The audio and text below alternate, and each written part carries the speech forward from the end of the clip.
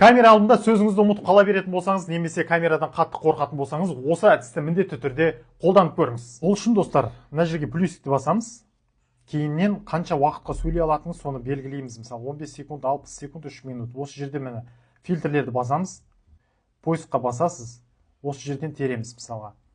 Теле суфлер деп жазсаңда қазір шығу керек. Міне телепромптер деп шығады, көрдіңіздер ғой, ағылшынша. Осыны басасыз. Мына қызыл шарны басасыз, мына видеокамераның иконкасын. Осыны басқанда шығады сізге. Нажмите, чтобы добавить и отредактировать текст деп тұр. Он появится в виде телесуфлера для удобства чтения во время записи дейді. Так, біз өзіміздің керекті текстімізді қазір көшіріп алайық. Міне скопировать дейміз да. Кейін осы жерге экранға бір рет басасыз. Мына төрт бұрышына басасыз, сол кезде осындай шығады. Осы жерге келесіз де вставить басасыз.